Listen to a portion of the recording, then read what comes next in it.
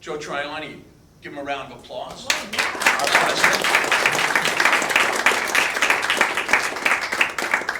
And I want to thank you all for being here. I think we truly have a special program this afternoon. One of the things that really excited me about this whole event is that, first of all, we have 3 World War II veterans, actually a 4th in the audience, but 3 World War II veterans with us, and they are few and far between at this stage of the game. So we're really glad to have you guys here with us today.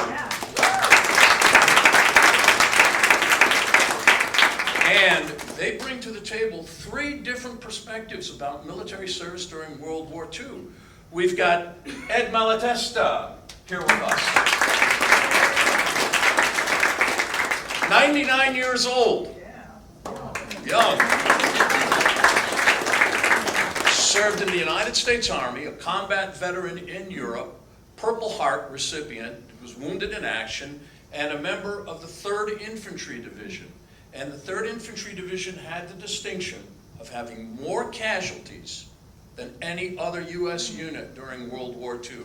And he was a part of that, and he'll tell us a little bit more about that as this program goes on. So, thank you, Ed.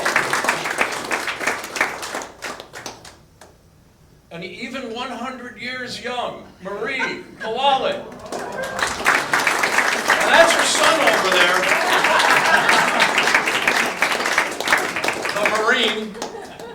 Marie didn't have to go into the military as a woman.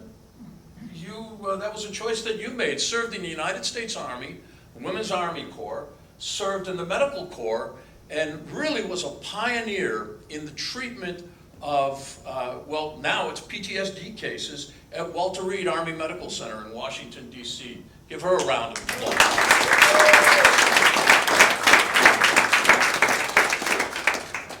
The baby of the group. Age 98. This year, 99. Our sailor, Carl Laturi.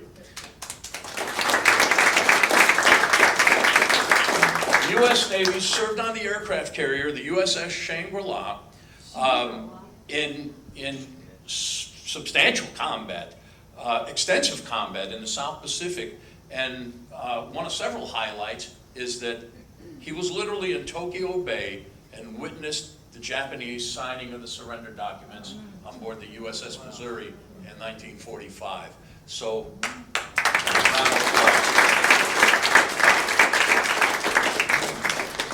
and what I'd like to do is, I'd like to kind of start, and Ed, we'll start with you. Give us a little bit of a background on yourself, where you were born, where you grew up, and tell us a little bit about your family as well. I was born and raised in Chicago, on the northwest side. I still reside there, only a little further northwest. But my folks came from Italy, from the area of Ancona, and they resided in Little Italy until they moved out to where I was born, which was on the northwest side. I was asked about the Depression. I don't even remember it. Everybody was in the same boat, and we just did without, and we didn't even know we were going. I was only like 9 or 10 years old at the time. So that was about my youth. As far as schooling, I went to Burbank School for my public school, and I elected to go to a trade school instead of a high school. I went to Washburn Trade, and I took up machine shop. When I got out of there, I was offered a job, and at that time the war was going on, and I worked for an outfit, and I was a screw machine operator, and we were making 20mm shells, and it was such a greasy, oily job that I quit it in a week. Then I went to work for an outfit called Cameron Cam, and I worked in a machine shop there, and eventually Cameron was bought out by Continental Can. And then the draft got a hold of me. That was in 1943, and I got into the Army. I was inducted in Camp Grant, Illinois, and assigned to Camp Robinson, Little Rock, Arkansas. I spent 13 weeks there in basic training, and after that, a series of jumps till I got into Norfolk, Virginia, and then I was shipped over on, I think it was a Louis Pasteur. It took us 7 days to get to Africa. So I landed in Casablanca. From Casablanca, we organized there for a while, and then we were shipped, and they called them 40 and 8s. They took either 40 human beings or 8 cattle in boxcars. Those were the boxcars, the trains. So they took us over to Tunisia, and from Tunisia we got on LSTs, landing ship craft tanks, and then we headed over and landed in Naples. Let's hold off for a minute, and we got you to Naples. Marie, let me ask you, now you weren't born and raised in Chicago. No, I was So raised... tell me a little bit about your background and where you came from. I was raised in a small town about 50 miles out of Duluth, Minnesota. Town was called Evelyn. Mm-hmm. In fact, there's a hockey Hall of Fame building there. And I went away to school, to college, a girls' Catholic university in Duluth, St. Scholastica.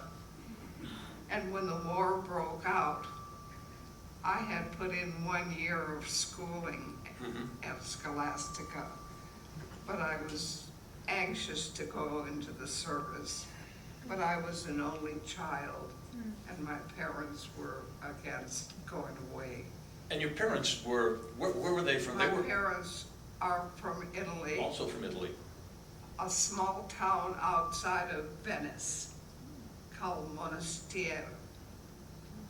And I finally got the go-ahead with my parents. I was going to say, what- Yeah, to go into the service. What was your parents' reaction when you came to them, their only daughter, that you were going to join the Army? Child, yes.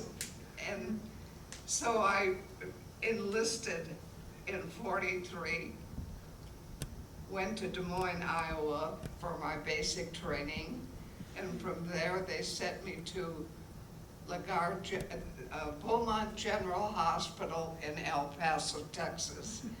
And I had 8 weeks of medical training as a medic. After that, I was assigned to Walter Reed General Hospital in Washington, D.C. And at that time, there were a lot of patients at Walter Reed who were suffering with what they called shell shock, but today it's called PST. So they decided to try a therapy called music therapy. It was brand new. We didn't know if it worked or not, but I was trained because I was a musician. So no more bedpans. I was thrilled. No more bedpan commander. No more bedpan commando, right. So from there, I started treating patients. Let's hold for a second. And Carl, tell me a little bit about your background, what neighborhood that you grew up in, where you went to high school. Well, I was born in the Little Italy part of Chicago, around Grand Avenue in Ogden. And I was born December, December 26, 1925. And the house we lived in was at 1421 West Erie Street. I remember, and the house is still there. And then from there, we went out and sold newspapers, my brother and I. Well, I lost my mother when I was almost 4 years old. And when I turned 6, I was able to take the streetcar, and my brother and I went down to Michigan Avenue, and we sold newspapers up and down Michigan Avenue. We helped support the family. And then from there, I graduated from James Otis School, which is located at Grandin Armour. And from there, I went to Washburn Trade School, and I took up printing, which I never worked at. And then I went to while going to high school, I worked the midnight shift. After I turned 14, I was working a midnight shift at Stewart and Warner, because they were making parts for the boats in Europe, PT boats or whatever they were. And I was a drill press operator and a milling machine operator. So times were pretty tough for you growing up during the Yes, Depression. it You were was selling tough. newspapers and 6 years old. Yeah, and then the Century of Progress was here in Chicago in 1933 and 34. And we sold newspapers over there, my brother and I. We happened to get a friend of ours working there in the family, and he got us to ride on the Sky Ride. My brother was on one and I was on the other. We'd be going back and forth selling our newspaper. You remember how much the papers were? Uh-huh. Were they 2 cents a piece? How much were the The papers? newspapers were 3 cents. 3 cents. And we got a penny for every paper we sold. And then on Sundays, I sold newspapers, 100 newspapers they were so heavy, they had the AB to put them in the wagon, and I would go up and down the street. Get your Sunday morning Tribune. And then the people would call out of the window and leave it on my porch. Then they'd shoot a quarter down, and the paper was only 10 cents. So it was always a good tip on Sunday. So you kept the change. But then there were days that some Sundays they didn't have any money at all. Could you leave a paper? I'm broke today. I threw it on the porch. One hand washed the other. Yeah. That's the way people were back then. Then in 44, I went into the Navy, and I was hoping to go to Great Lakes, but I didn't. They ended up sending me to Farragut, Idaho. You know, I was going to ask, initially, I was looking over some of the information that you gave me. You went in the Navy at 17, Yeah. initially. The first time, yeah. The first time. What happened? Well, on my way to the Great Lakes, I had my appendix ruptured. So they had to rush me back to the hospital, and they never let me go back in until after I healed. Well, by that time it was draft time. And I went in 44 after I became 18. And you got drafted. And, yeah. And how did you get into the Navy as opposed to the Army? Yeah, When you got drafted? They asked if I wanted to go into the Navy or the Army, and I picked the Navy. So we had 13 weeks of training in Farragut, Idaho. And from there, they sent us to school in Dearborn, Michigan, after we got through with basic training. And at the Ford plant in Dearborn, Michigan, I learned to be a machinist, repairing water pumps, cooling systems, evaporators, turning salt water into fresh water. And when I went on board ship, that was my job. So then, I have to ask the three of you, and whenever I talk to World War II veterans, I always ask this question. It seems there are two dates that they always remember. Where were you when Pearl Harbor was attacked? where was I in Pearl Harbor was attacked? Yeah. I'll ask each one of you. Carl, go ahead. Let's see. Where was I? It was December the 7th, 1941. Yeah, I know it was December the 7th, but I really can't remember. I know where I was. No, I'm sorry, that was for when we got hit the planes in New York. Yeah, I think I was just at a ball game or Marie, do something. you remember where you I were? was outside skating. Yeah, it was Yeah. cold in Minnesota, cold in Chicago too, when you said. I heard the Bears were playing though, because a lot of World War II vets told me. You remember where you were on December 7th? Beg your pardon? Do you remember where you were on December 7th? Distinctly remember even the hour that I heard about it. I was living on Campbell Avenue and Western Avenue, Mm-hmm. and the war was, we got the news in the afternoon. Yeah, I remember. I heard the distinctly. Bears were playing that day. A lot of people were listening to the Bears on radio. Yeah. I remember distinctly when Balboa flew over the World's Fair with those amphibious planes. And Ed, you remember where you were? Yeah, I think it was a Sunday, and I needed gas for the car, and I heard about this station and had a good sale on gas, so I was in the car and I had the radio going. How much was the gas? I remember you telling me 10 gallons for $1. 10 gallons for $1. Wow. You fill a tank of gas Yes, with $1. tank car to you it was, yeah. In fact, when I was at furlough, you couldn't get gas, so you had the A stamps that you, if you remember about The rationing. rations, right? And there was a station in the neighborhood that was selling it under the counter, you know, for 25 cents a gallon. And did any of you, and I'll ask all three of you, have any idea where Pearl Harbor was? Or what Pearl Harbor was? Had you ever heard of Pearl Harbor? Oh, yeah, You did. I did. Okay. Because they give it in history and all that in grammar school. And teachers always talked about the islands, and that's how I heard about the naval base over there and the Army base. And Marie, you had no idea. Never I heard had of no Pearl idea Harbor. what. No, I thought it was Ed? in California. But you had to Yeah, I did. I thought Pearl Harbor was in California. I knew where Hawaii was, but I didn't know they had a naval base. You know, we did a documentary called 5,000 Miles from Home, and we asked that question to several of the veterans, and one of them, and I'll always remember his response, it's Pearl Harbor.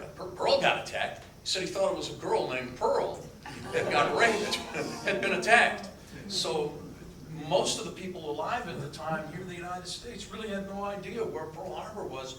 You're one of the few that, you know, had some knowledge of geography and studied it in school. So you were ahead of the curve. Again, you're coming from 3 different branches of the service. Give me a little bit of an idea. And Ed, I know you were in the Army, infantry. Some of the highlights, what was your basic training like? Well, as a kid, I think it was 19 at the time, and you just went along with the flow, and you did everything you should, you know. All the exercising, try to keep yourself clean so you wouldn't have to go on KP or that was about it. A lot of training with weapons and tactics and... Well, every morning, of course, you got up, I think it was like 6 in the morning, breakfast, and then you did calisthenics right away. And then there was always either training or hiking or something every day, so What kind of weapons did you train on? rifles and that was about it. Were you using the M1 Garand or were you using the Springfield at the time? Or We both? We had, I think, the Springfields at the time. Okay, On basic. okay. And Marie, what was it like in the WACs? Now, you were in Des Moines, Iowa, Yes. okay? And that was where all the WACs went, I think, for basic training, Yes. correct? And you were in the military at a time when it really was completely segregated. The women were here and assigned to do certain tasks, and you didn't even Yes. train at the same posts No. where the men were going through basic We training. just had basic training. Actually, it seemed more like a gym than it did a training base because we didn't handle ammunition or I was guns. going to or ask, did you get anything. any No. weapons training? None. After that, after 6 weeks, then they sent me to El Paso at Beaumont General Hospital. And that was for the medical medic training. training. So your basic training was 6 weeks, and Ed, how long was yours? 13. 13. 8 weeks at Beaumont General Hospital. And then they sent us to different hospitals in the country. And I was assigned to Walter Reed. It was like going to Disneyland. Was the cream of the crop Beautiful in its hospital. day. And when they found out that I had a musical training, they were gonna start this music therapy. No more bedpans. No more bedpans. And Carl, just typical sometimes of how the military works, you're half an hour south of Great Lakes. And rather than send you to Great Lakes for basic training, they sent you all the way out to Farragut, Idaho? Farragut, Idaho. It took us 12 days to get from Chicago to Farragut, Idaho, because they were going through all the different towns, adding more and more draftees to the train. So you were on a troop train then? Yeah, a troop train. And it took us 12 days to get there from Chicago. Then when we got there, everybody had to be deloused. And how long was your basic training? 13 weeks. 13 weeks. Then we got a 10-day furlough, and we didn't have to go back. From the 10-day furlough, I had to report to Dearborn, Michigan, Mhm. and the Ford plant there. Then I went to school there for 10 weeks and learned all about the machinery and the pumps and all that for onboard ship. Then from there, they sent us 2 days to submarine school to see if we wanted to go on the submarines. And from there, they sent You us. said no to that. Oh, that wasn't bad. It was too claustrophobic for me. Uh-huh. But when we left there, we went to Norfolk, Virginia, and then we had to go on board the Shangri-La. Shangri-La was a new ship, correct? It was an aircraft Yeah, carrier, a new aircraft carrier. and it was being commissioned on the 4th of November, 1944. And Franklin D. Roosevelt's wife christened the ship. Mhm. And then from there, we had our cruise down in Chesapeake Bay. Then we went through the canal and came up in San Diego, and we picked up our pilots and our airplanes.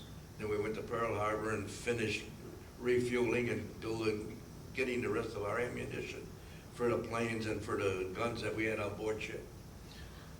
I have to ask all three of you because it came up when we did this documentary and we interviewed 24 Italian-American veterans who were from the Chicago area, what they did before the war, during the war, and after the war. And the question came up about some of the prejudices and some of the problems that they faced in the military, some of the stereotypes that they were labeled with being Italian-American or having, obviously Italian-sounding last names. We had a gentleman that we interviewed who, in fact, we've got him on exhibit here in the museum, who when he got to his camp, he was in the Army, and when he got to his camp down south, and they were handing out the weapons to everybody, they said, half a dozen Dagos from Chicago, come over here. Pulled them aside. When they issued the weapons, they issued them Thompson submachine guns. And said, you guys from Chicago ought to be able to handle these things. And that's what they gave them. And he said that was his weapon that he used throughout the entire war overseas. So that kind of stuff went on. And Joe, you talked earlier about some of the Italians that were relocated, and Joe DiMaggio's father. In fact, out in California, they forcibly relocated Italian Americans that were living west of Pacific Coast Highway. So I have to ask you guys the question, and particularly Ed, because you were in Italy, you were fighting in Italy. Were you ever given or ever questioned by any of your commanding officers about your loyalty to the United States, whether or not you'd fight in Italy, or did you ever face any kind of overt prejudice? In fact, even in basic, we had 6-man huts, and I think there were 3 of us were Italian, and so we got along. I mean, there was no discrimination that I've ran into. Marie? No, none of that. Carl? Well, the only thing you're talking about being, okay, Carl. Being Italian and, having any disparaging marks or, Well, if you were from Chicago, they thought you were part of the syndicate, the mafia. That's why they gave them the Tommy guns. Other than that, they just called you guineas and different Dagos and stuff like that. That's about it. Yeah. It's funny because I also had another veteran tell me that they literally called him into the office and said, look, your parents were born in Italy, you speak Italian, you're Italian. Would you fight and defend America? Would you fight over in Italy? So they gave him the loyalty test. And I've also heard stories about a lot of Italians and also Germans face this as well, being sent to the Pacific rather than take a chance on sending them to Europe. So I'm glad that none of you really faced any of that, other than being called a Dago or a Guinea from time to time, which we all had. So that kind of goes with the turf. So once you guys completed training, and I'll start with you, Ed, because you alluded to a little bit of it. They sent you to Africa. Okay, was it Casablanca or Oran? It was in Casablanca. Casablanca. We landed, yeah. And then you literally made your way via the 40 and 8s, made your way. Tunisia, and then from Tunisia I went to Naples. Naples, it was an old racetrack and it was a replacement camp. A repo depot. We hung around there and all of a sudden I got an assignment to go over to the 3rd Division. When I got there, they put me in a Jeep and we went up to the front lines. And we were in a little area there, and all of a sudden, I guess they got the word that the division was being pulled back because they were in combat for so long and they needed replacements. So I was kind of lucky, because then we pulled back and we went near the Naples area, and we pitched tents up there, and we stayed there for a while, and we stopped training. And incidentally, that time of the year in Italy, it was awfully muddy and wet. Yeah. That was probably around November, December. I was going to say in the fall. Yeah. So anyhow, then the invasion of Anzio. I was going to say you were involved in the invasion of Anzio, also with the 3rd, 7th Infantry? No, I was with the 3rd all the time. Okay. I was assigned to the heavy weapons company, H company, and the machine gun section. So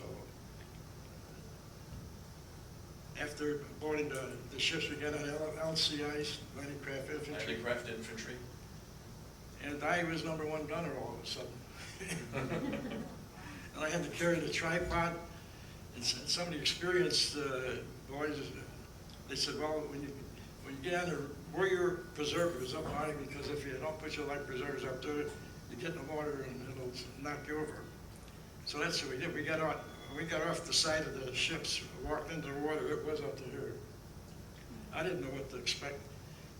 Ran up to shore, up there, huffing and puffing, and stepping on these life preservers because you threw them off. I thought they were bodies. But anyhow, we didn't have any resistance going in, fortunately. We got to our objective, and we dug in. You dig your own foxhole for protection. And when did you first meet resistance? You initially landed at Anzio, came ashore, established a beachhead, a foothold, dug in. The Germans led us there for a while. There was nothing going on, other than planes overhead taken. They were observation planes. Then we got it maybe about 10 miles in or so. Then we started getting resistance and a lot of shell fire and mortars. So we dug in and we developed our line, and then we just held it. And every once in a while we'd get relieved, and there was a wooded area right on the shores of the Tyrrhenian Sea there, and that's where our rest area was. We were still within shell fire, but still, at least we got a cooked meal instead of using K rations and C rations. Then when you were in the rest area. And rest area. Yeah. And was there an incident with a Ranger unit? Tell us about that as well. That was a little later on. When I was in the replacement camp in Naples, I had a couple of buddies, and the war was going along pretty good. And they were looking for volunteers to join the Rangers. And my buddy said, let's go. They're going to send us back to England for training.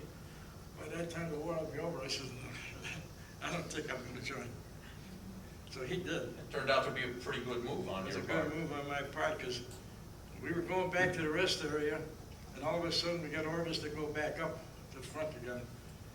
So we had walking up there, and this Ranger outfit was going in, They're trying to take this town and turn it into dilatoria. Well, the Germans let them in, and they surrounded them and annihilated the whole religion. And I could have been winning it, because I saw my buddy, he was walking in, and I was going the other way. So that's fate, and I think the good Lord kind of watched over me, because I was blessed. Indeed, indeed. And Carl, Marie, I'm going to come back to you in a second.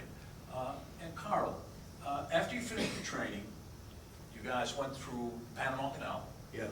And by the way, how much clearance on either side of the canal? How many which? How much clearance on either side of the canal? Do you remember? We- Shangri-La was a big ship, was an aircraft Well, carrier. we scraped both sides. I was going to locks. say, you just made it, you scraped both sides of the locks. They had to raise us up a little extra higher. Uh-huh. So they did one flood, they flooded one at a time, one lock at a time, so they could raise us, and then fill the other one up before we could go forward. So it took us about, I think it was a good 9 hours to get through the locks, which today you get through there in 20 minutes. Wow, wow. So you get through the locks, you go out to Hawaii, and you were telling me some stories about the pilots practicing takeoffs, landings, touch Landing and and- goes. Some of them didn't quite make Dipped it, into went the to sea. drink. Yeah. That was a good thing. We had to keep the ship at a certain knots so that they could take off into the wind. And then when they landed, we had to go the other way so that they could be landing into the wind. Into the wind. And we had a few of them crash up on the deck, but Any fatalities? thank God none of them were fatal. Then after we left the States, we went to Pearl Harbor and picked up all our ammunition and everything. Then we started out for the islands. We were attached to the 3rd Fleet. Admiral Bull Halsey was in charge of that fleet at that time. And then we went island hopping up to all the islands that the Japanese took over, and our planes bombarded, and then the battleships came in and they used the big cannons and stuff, try to get there. And then we moved from island to island until we got all the way up to Okinawa. And you were in on the invasion. Of Okinawa, Okinawa. the raid on Okinawa, we had 2 battles over there, and we got 2. And you were under fire several times, correct? Yeah. Tell I us didn't get about to that. fire, I was down the engine room. Right, I know, but your ship was under enemy fire. Oh, yeah, on we were, several occasions. that's when the Kamikazes? Ben Franklin got hit, and we were down in the same fleet together. As a matter of fact, we were both of our ships were firing at the island, and when the kamikazes came in, there were 7 kamikazes that hit the Ben Franklin, and the Ben Franklin sunk. And after the destroyers picked them up, they brought the survivors. They brought Admiral Halsey and his crew. That was his flagship. Yeah, You were then they telling me made us earlier. the flagship. Yeah. So Yeah, he the was Ben- on that ship when it got hit. Yeah, the Ben Franklin got hit. They abandoned, you guys helped rescue some of the Then they- survivors. Yeah, when we became the flagship, we were the leaders going into Tokyo Bay. And once we got into Tokyo Bay, we were tied up at the same pier with the Missouri. And that's when we witnessed not the signing of the peace papers, but the surrender. And incidentally, when the Ben Franklin got hit by these kamikazes, there are a couple of very famous pictures. In fact, we've got some stuff on the Ben Franklin in our World War II section of the museum. A couple of very famous pictures. One, the Ben Franklin was listing, and it was starting to literally capsize, and all of the sailors that survived were standing on the upper edge to try to balance that ship, to put as much weight as possible to keep that ship from flipping over. There's another famous picture of just columns of smoke rising. There were approximately 800 sailors and Marines that perished on the Ben Franklin as a result of those kamikaze hits. And they're not, I don't know if they will ever get a true accounting of how many were killed, because some of the reports did not take into, for example, the Marines. They only counted sailors. There was a Marine detachment on that aircraft carrier. There were also civilians, there were passengers. Oh, yes. And, but they say the best estimate is over approximately 800, probably a little over 800 that died on the Ben Franklin, and you were a witness to that. guess it was, what else was I gonna say, something, oh, the picture you have on the Tribune here, in the museum here. Talk about Pipolo. That's a true picture that was taken Mm-hmm. from, I forget who took it. One of the pilots took that picture, and he was from our ship. Mitchell was his name. But, And talk about James Pipolo. Joe Pipolo. Joe Pipolo. Yeah, Joe Pipolo's son was on there. He was He was James. yeah, The son was James. he went down with the ship. Went down with the ship. Yeah, they never did get his body back, so. But they honored the family, and he was a plank owner on that ship that he was on. In fact, if you get a chance, when we finish, we have an actual You piece got of the the piece deck, of the plank, yeah. plank from the ship that Pipolo was on, the Franklin. So, Marie, these two guys in heavy combat, Army in Europe, Navy in the Pacific, and a lot of men, people in combat did not fare too well, had a lot of problems, PTSD as we call it today, and that's where you come into play, because you were at Walter Reed Hospital, which really at the time was the cream of the crop of the U.S. Army medical services. In fact, the presidents, when they needed medical treatment, used to go to Walter Reed. And you also told me you had the pleasure of meeting General Blackjack Pershing of World War I fame at Walter He Reed. lived there. So, and my father was at Walter Reed and also met, That's right, you told me. met General Pershing. So now I want to have you tell us a little bit about some of these PTSD cases that you were working with and how this music therapy really pioneered treatment that had never before been utilized by the military or really elsewhere. You were really on the cutting edge of it. So tell us about some of the things you were doing at Walter Reed. Well, after I had 4 weeks of training with the musical therapy, I was assigned to some of the veterans that were in real bad shape. Some of them couldn't talk. Some of them just stared at the walls and didn't know where they were. And so what we tried to do is to get them to at least look at you or smile or give some indication that they knew where they were at, which they didn't. But after the music therapy worked, and little by little, they started coming out of themselves and even started to talk a little bit. But the music, like music, heals a lot of people. In fact, most of us use it at night to fall asleep.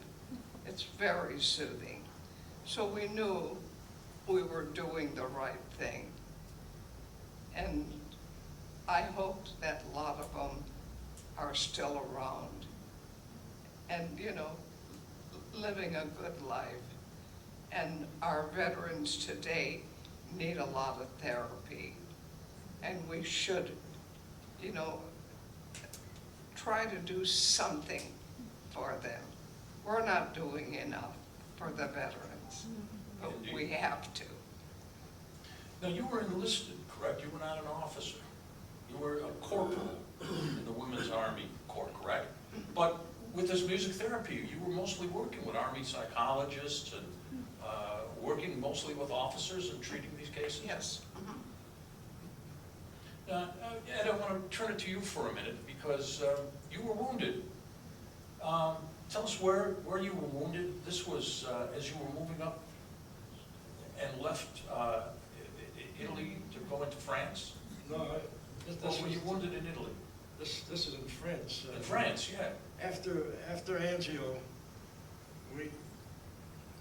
our outfit was supposed to garrison Rome, but the word was that if there were combat troops in Rome, that they were gonna bomb it, Mhm. Germans would. So we had to pull out of there, and we went back to the same area in the Naples area. More training, and of course we beefed up the troops. Then we got on LSTs and made the invasion of southern France. Where did you land in France, do you remember? Well, between the resort area and Marseille. In Marseille. Our house was closer to Marseille. There again, we didn't meet any resistance, at least at our end, very little. And we traveled really fast going up towards Germany, and ran into some resistance. In fact, a town called Montlamar, there was a German outfit trying to retreat, and the French had blew out the bridge, and so there was a backup. And when we saw that, of course, they were trying. Target of opportunity.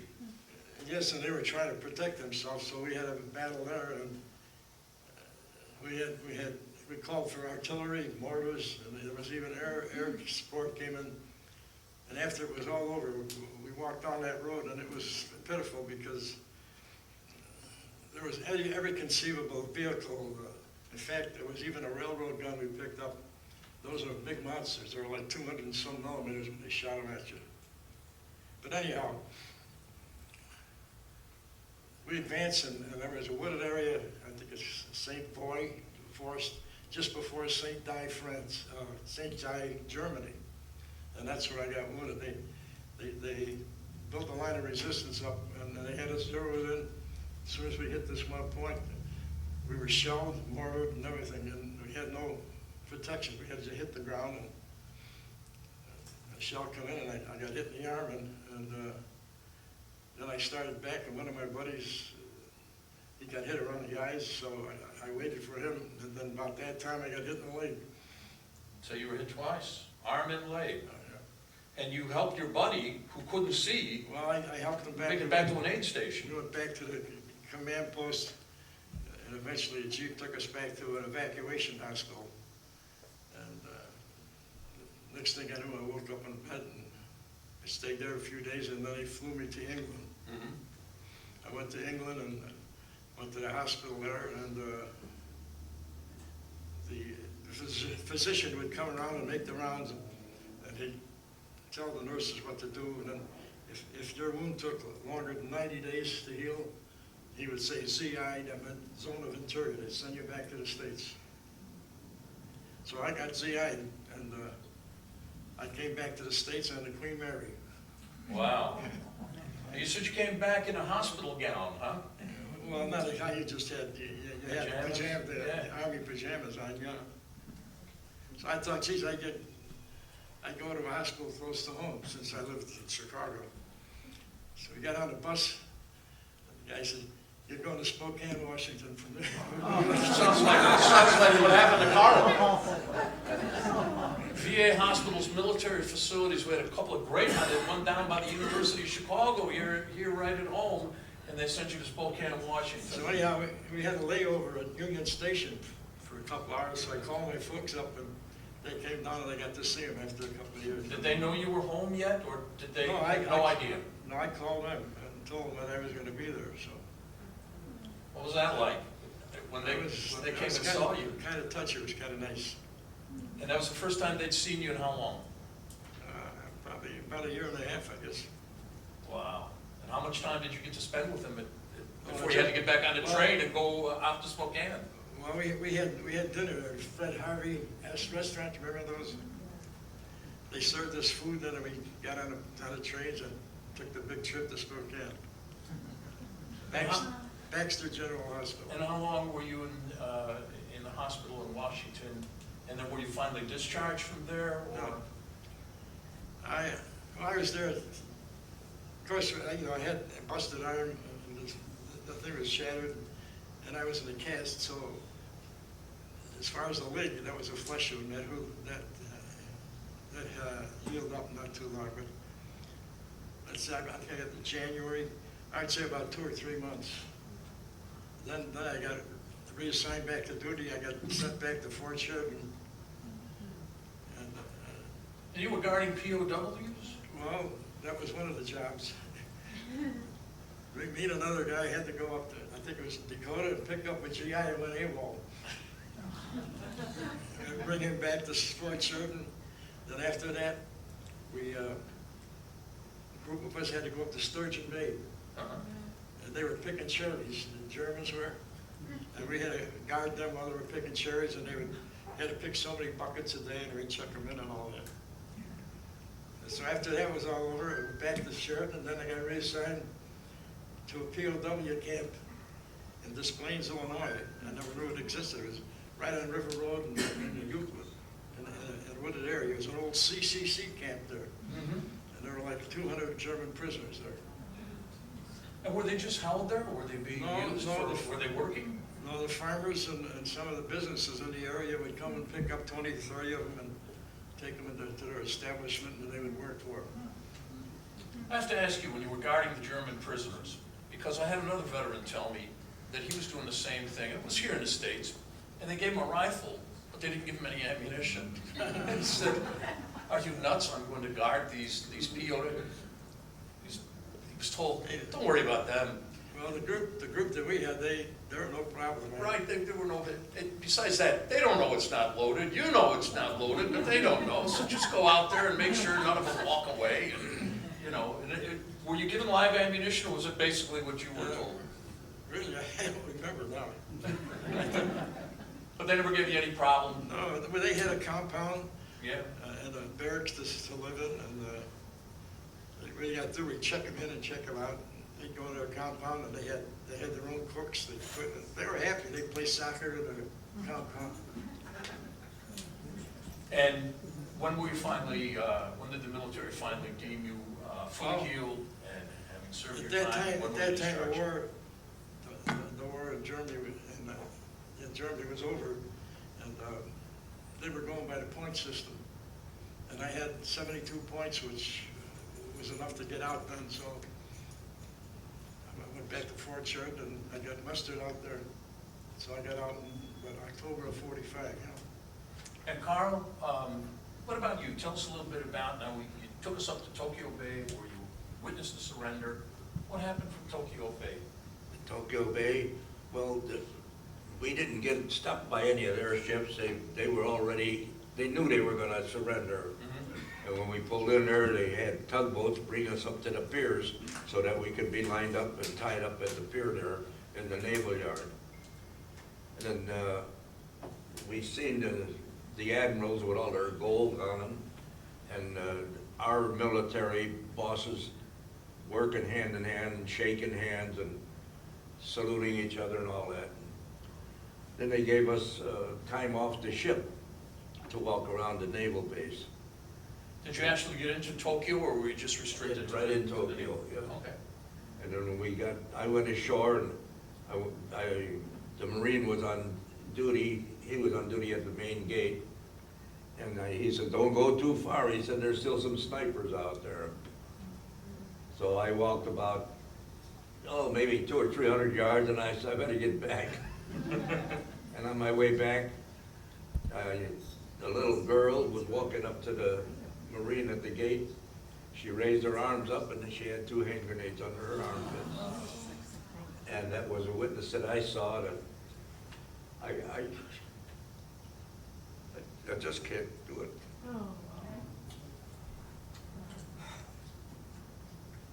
Well, Anyway. it's an important thing that occurred in your life that you saw. I'm so pleased that you are able to talk about it and share that with us.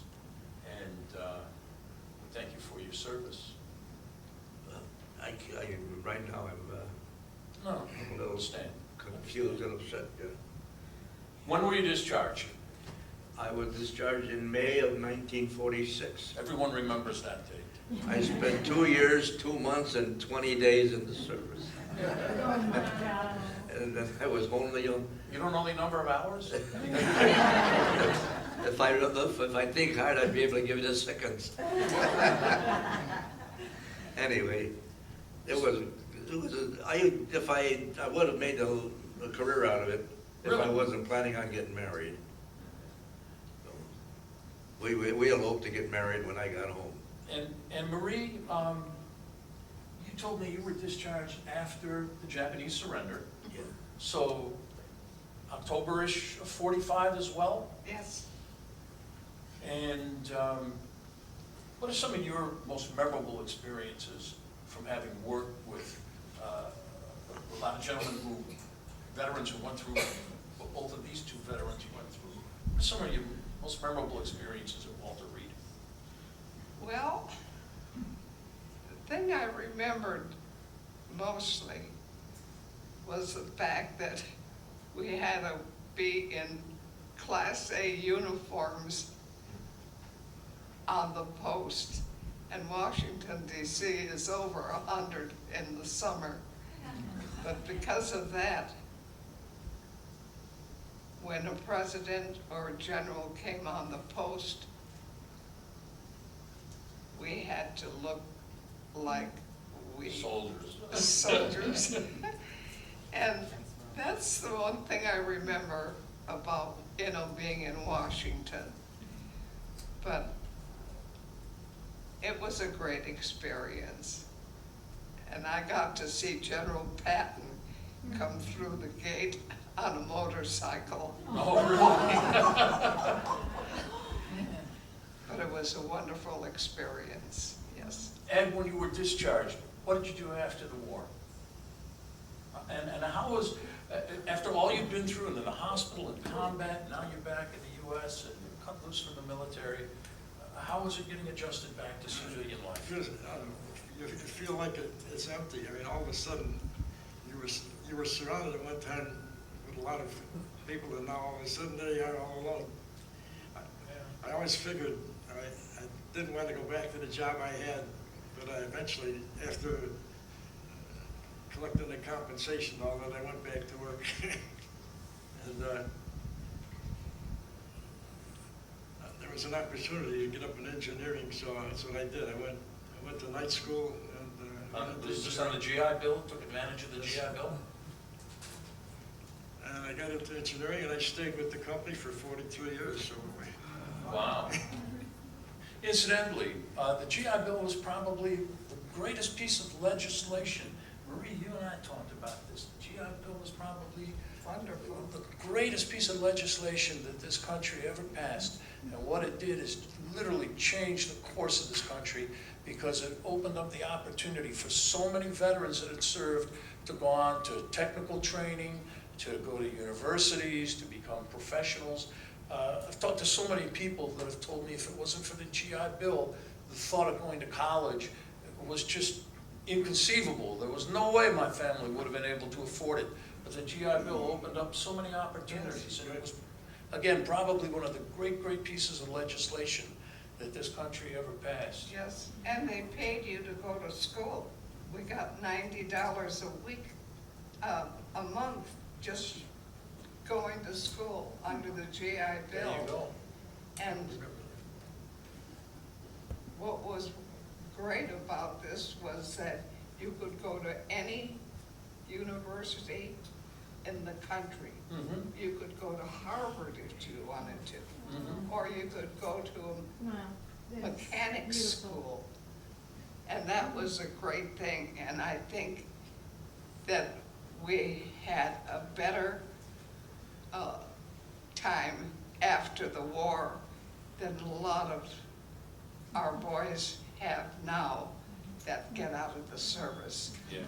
Now you see so many of them sleeping on sidewalks. You never had that after the war when I was there. We got $20 a week It's a 52-20 for club, right? 52 weeks. Even if you weren't in school, you just got that as a head start. So I think we still have a lot to do for our veterans. And Carl, after you got discharged, tell us a little bit about when you came home and you got married. Well, we eloped and got married. When I got back, we got married on my mustering out pay, $200. I didn't have a job. and my wife was just 16, and I had to go get a job. He eloped. He eloped. Shame on you. No, I have to say, I met his wife, it was true love. How many years were you guys married? We celebrated 75, 3 years ago. She passed away. He's passed away. This August would have been 78 years that we were married. Anyway, Your daughter's here. yeah, that's my baby. Your baby right there. in the She's front my row. right arm. Without her, I would never be making it. Well, what kind of job did you get? All right, when I got out, my grandfather used to say to me, get a job that you got security and you get a pension. So I went to the Chicago surface lanes. They were the old red streetcars back then. And I went there, they said, well, you're not old enough to be a motorman, so if you want a job, well, be a conductor. So I was hired as a conductor because I was only 20 years old. So I worked for the surface lines, then the CTA was taken over by the city of Chicago. Uh-huh. I put 10 years on the CTA, and from there I went to the Chicago Police Department Let's see, to the police because the pay was 10 cents an hour more than what I was making on this as a bus driver. I was working for the CTA was 28 cents an hour, 28 cents an hour. 28 cents an hour, and the police department was 38 cents an hour the way it was broke down. And I did that for 30 years. I was gonna say, you were a long time with the police Yeah, for department, retired. 30 years, and it was all on the midnight shift. Because the reason I picked the midnight shift is I had a daytime job that I worked, and I lasted on that job for 67 years, driving an armored truck and going from factory to factory cashing checks. You were still doing that until a few years ago. Because I remember, when did you that was with Thillins? When did I start with them? And when did you start and when did you finally? 1953 I When did you started. finally give it up? And I was 94 when I gave it up. I was forced to give it up because my heart gave out on me and I got up. Otherwise, I was trying to make it to 100. Well, I gotta talk to Marie. I gotta talk to Marie about what she did after she got out of the service. I'm gonna mention Rocky Graziano, Ed, Rocky Graziano, and a host of Ernie Banks, Ron Santo, a host of other celebrities that you had an opportunity to meet. Tell us a little bit about what you did after, well, first of all, how did you get down to Chicago? You're living up in Minnesota, you joined the Army, you get discharged from the Army. How'd you wind up here in Chicago? I decided to further my music. And so I came to Chicago and I went to the Sherwood Conservatory of Music in the Fine Arts Building on Michigan Avenue. After the training there and 2 years, I decided to get an agent and start working. And he took me to all these little neighborhood places that only had piano bar music on the weekends. And gradually, I wound up after a couple of years at Eli's Place for Steak on Michigan Avenue in Chicago. And I sang and played the piano for 26 years there.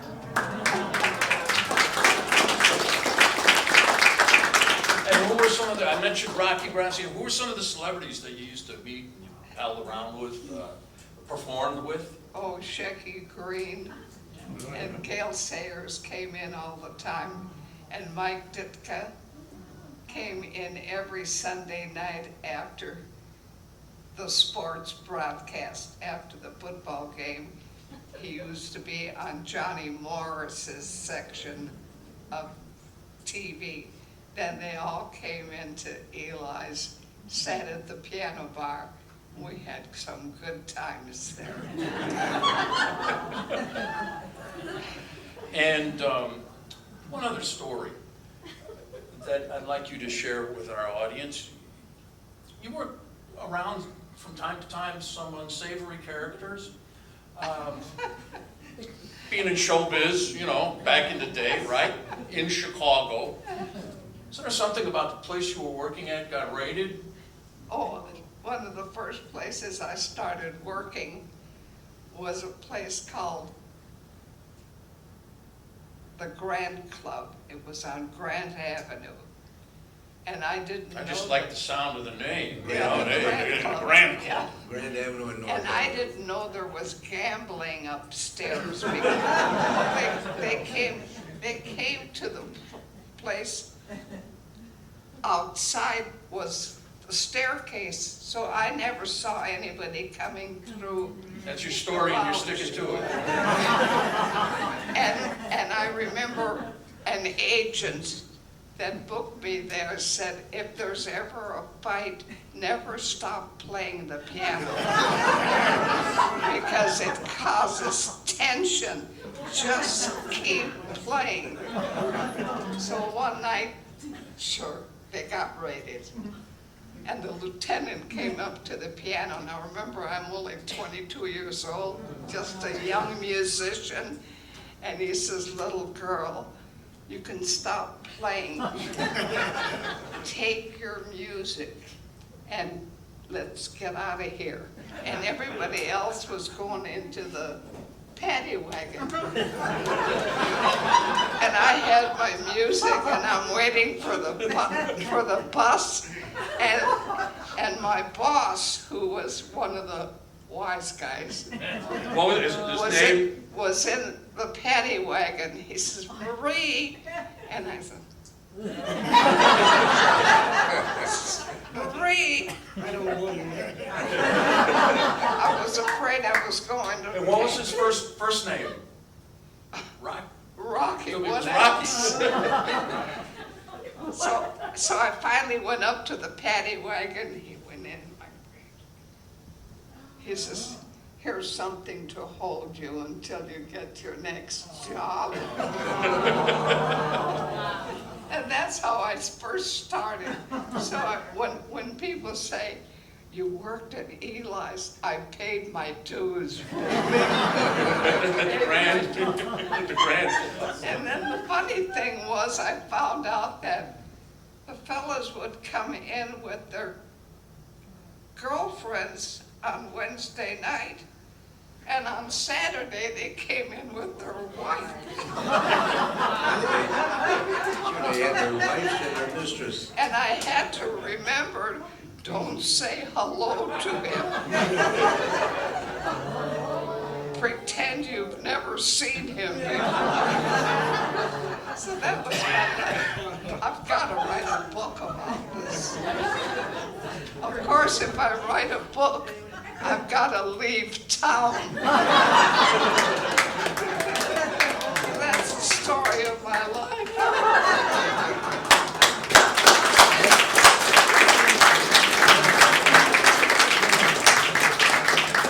I want to thank all three of you.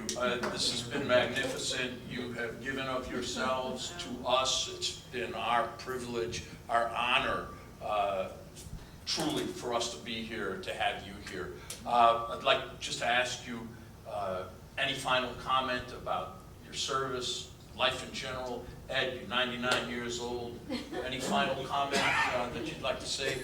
And before you even answer, we'll open it up for questions and answers after we finish here. So if anyone in our audience has anything that we haven't covered and they'd like to know more about the Grand Club, or, you know, Carl, I'm sure it's because of your police work. You knew exactly where that place was, didn't you? Sure, I used to give them protection. Well, before we open it up for questions and answers, Ed, any final comment you'd like to make? I just feel that I'm fortunate to be around for this long to make it. I got myself married to a wonderful gal, 2 children, which are great daughters. One of them's here today, Nancy. 6 grandchildren. You lived a blessed life. Great grandchildren. and here I am today. I never knew how I'd make it this far, and I guess I've been blessed. Marie, any final comment? My grandson is here, my daughter-in-law, my granddaughter, and my son. And I want to make a comment about my grandson. He's an Eagle Scout.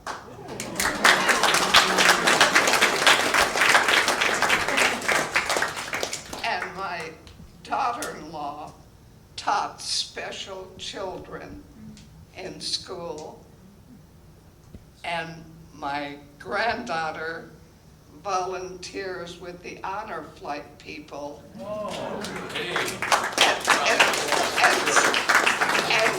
And she got me in, and we sent birthday cards to all the veterans around the country.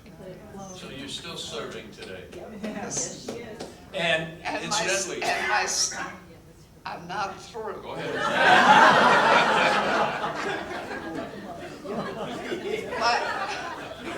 My son was a scoutmaster for 10 years with the Boy Scouts, besides being a Marine.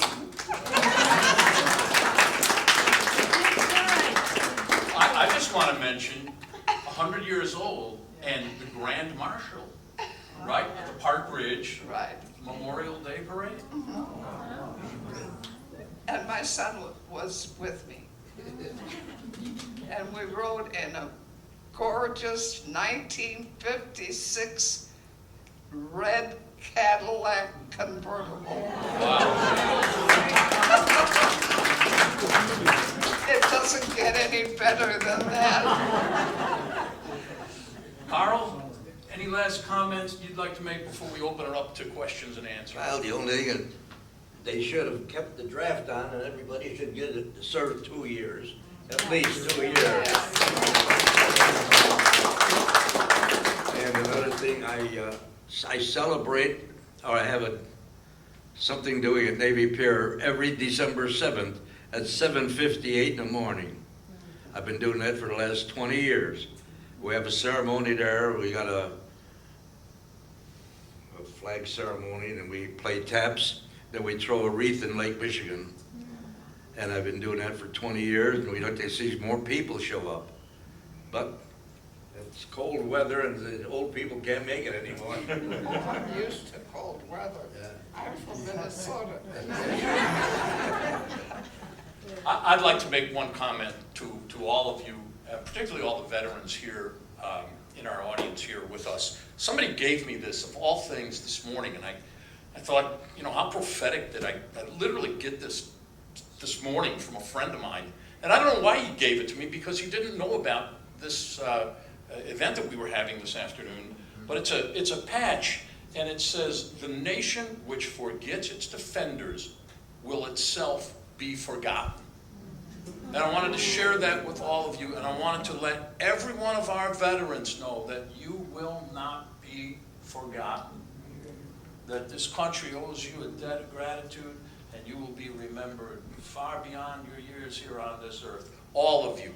Thank you very much for being here with us this afternoon.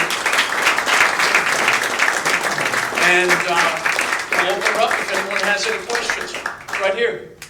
I have a quick comment that something that I read recently is amongst the mistakes that Hitler made is that he very much underestimated the psyche of the Americans. And he had no idea how many people with mechanical skills were going to end up in that army, because at 15, perhaps you even knew how to fix a tractor. So let's be thankful he made that miscalculation. That's my comment. Joe. Carl, you were on the aircraft carriers Shangri-La, and there's a story behind that. After Doolittle's raid on Tokyo, they asked President Roosevelt, where did the aircraft carriers come from? He paused for a second, and then he said, Shangri-La.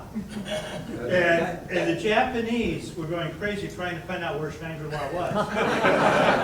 I always tell, when people ask me about the Shangri-La, I didn't bring it up when we talked about it, but I asked him if they ever heard the speech that Roosevelt made, he told the Japanese, we're coming from Shangri-La and we're gonna whip your butts.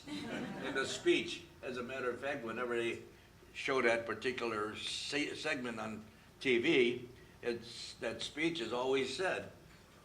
So, that No. would, Yeah, I'd heard that before as well. yeah, his wife commissioned it. She broke the champagne on her. Now, you were in Tokyo Harbor at the surrender, and there was a phenomenal flyover I've read about. Oh, yes. What happened?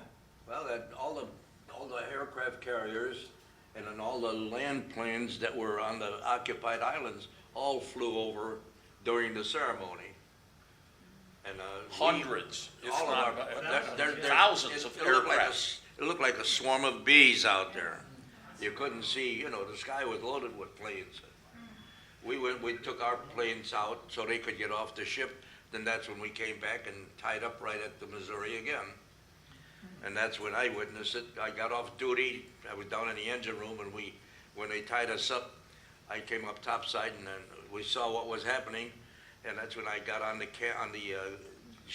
rifle, the weapon, and I sat on that, and I was able to see the signing of the peace papers at that time. Talk about witnessing history. Anybody else? Ron, So, to you next. So the question's for all three.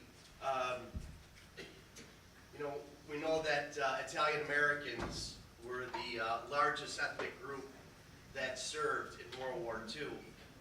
What was the sentiment, especially being from Chicago, a lot of Italian Americans from Chicago, what was the sentiment among your fellow Italian Americans when you were asked to go to Anzio, go fight in Italy, the country of your origin, and they were the enemy at the time? What was the sentiment between you and your fellow soldiers about having to go to Italy and fight? And actually kill... I can't hear it that good. Oh, sorry, Carl. My hearing aid is acting up. No, it's just not a good question, Carl. Well, incidentally, Ron's father was one of those Italian-American troops that was in Italy fighting. So this is a direct correlation and experience that you've gone through, your family. Yes. So I guess the question, We were Americans, of course, we were Italian descent, but we were fighting for America. And, actually, Italy, when I was there, Italy surrendered already, so we weren't really fighting against them anymore. But I had some fellows who had their grandparents living there. In fact, one of them went AWOL to go see her, his grandmother. And that was in the Naples area. now, Marie, on this subject, let's expand a little bit, because you told me your mother, talk about your cousins, her nephews Oh, yeah. in Italy during the war. Yes, it was hard for my mother because she had family there, and her sister in Italy lost 2 of her sons during the war. So my mother had mixed emotions. She was a great American citizen, but she had family there, and you can understand why she felt the way she did. But, yeah. You had a question, those this things gentleman. happened. So just a comment and a question. So there's a really good YouTube video of Chicago. It's called City of War Chicago. It's narrated by Bill Curtis. And it's a really good video of how the city reacted during the war years and what they did. And all the manufacturing that went on here for the war effort. It was incredible. Should make you proud of how the city used to work. The other question is, when you landed in Italy, when you interacted with the local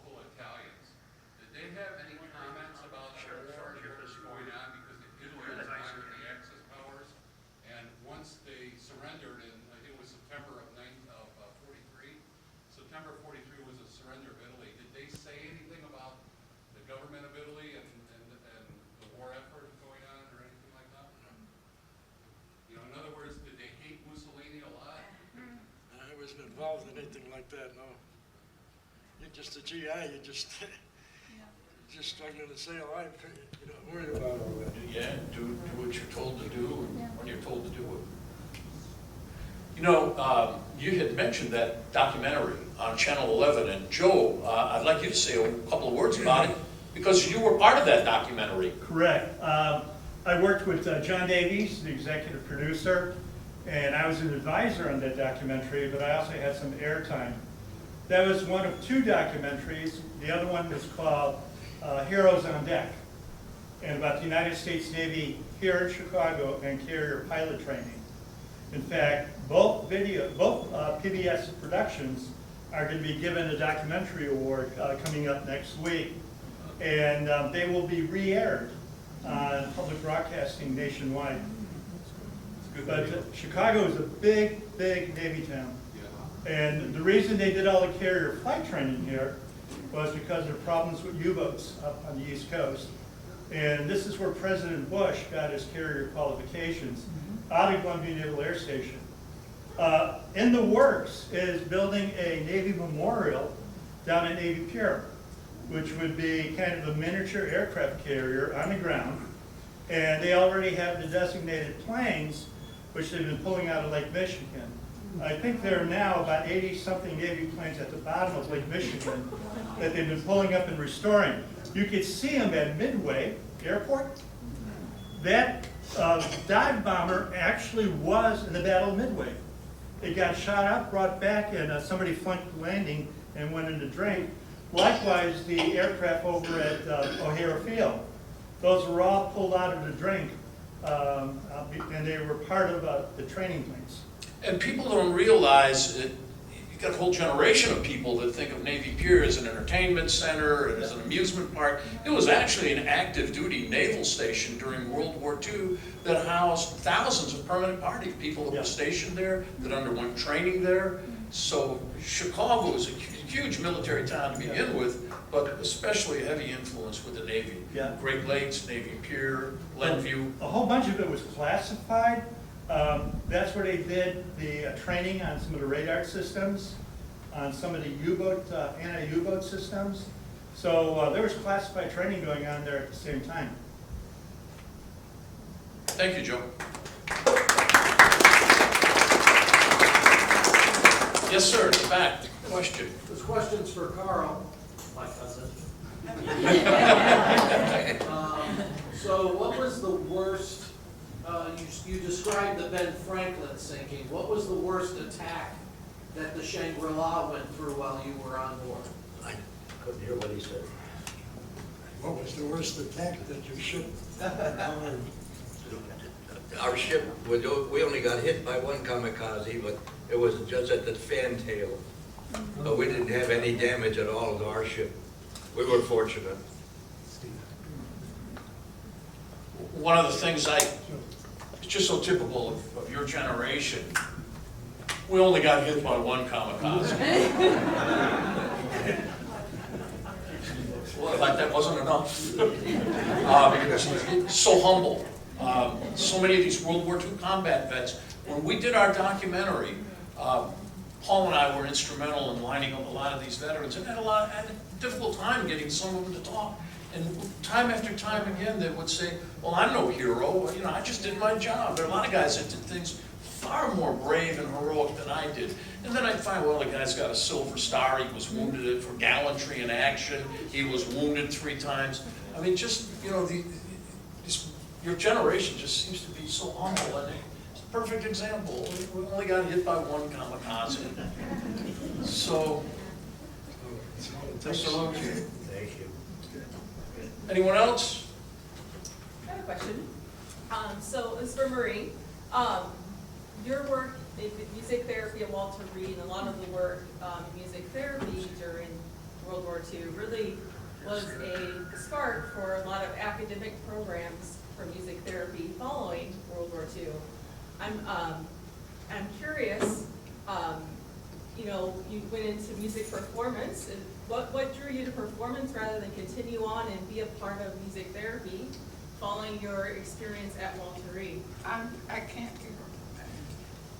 She asked, why didn't you continue with music therapy as you were performing at Walter Reed rather than go into performing and entertaining? Did you ever give any thought to continuing in the medical field? Oh, I don't know, I just think I was ready for something new and something different, you know, a little more excitement probably.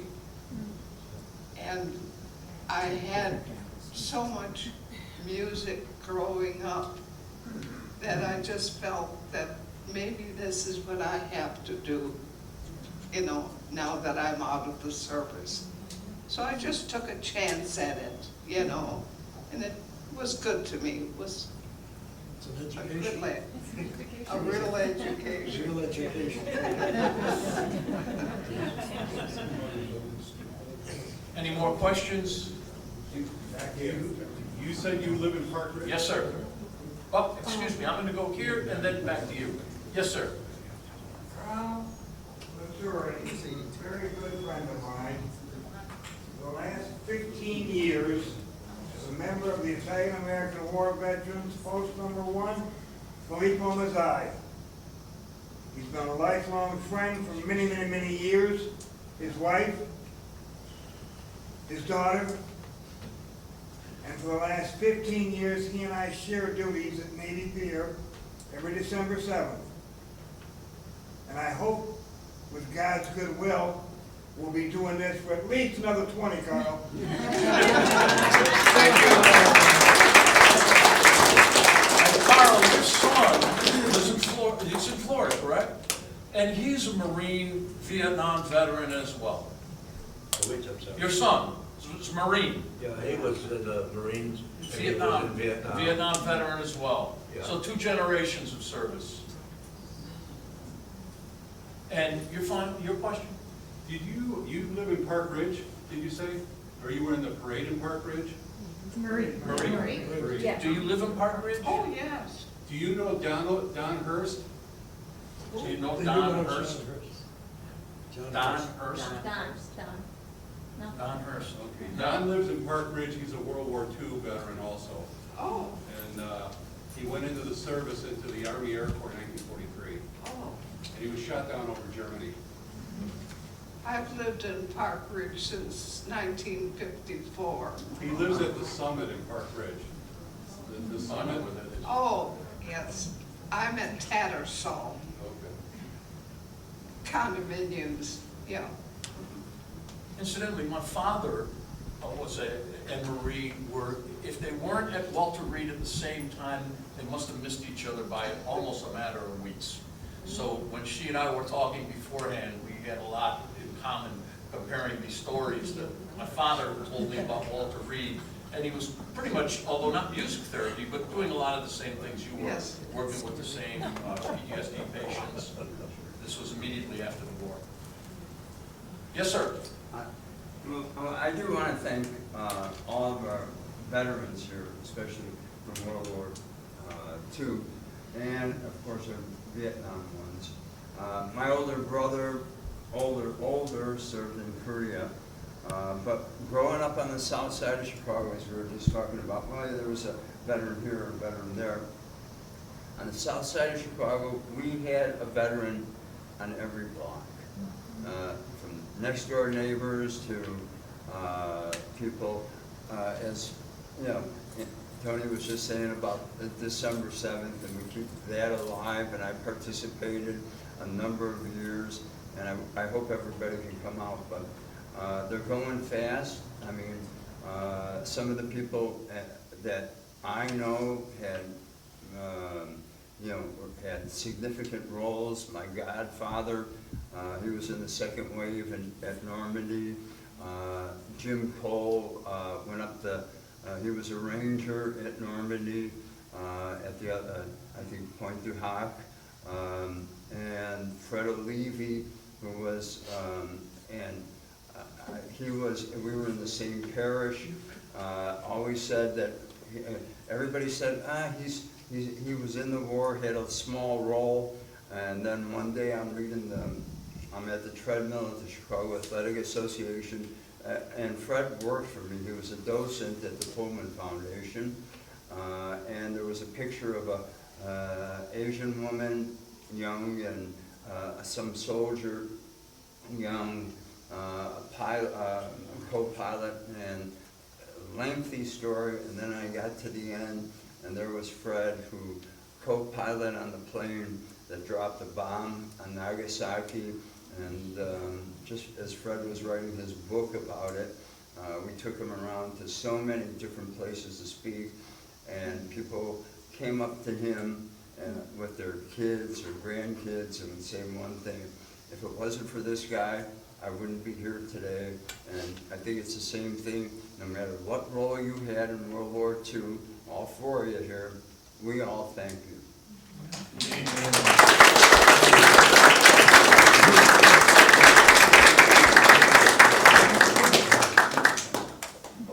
In closing, let's show a clap of appreciation to our moderator, who did an outstanding job.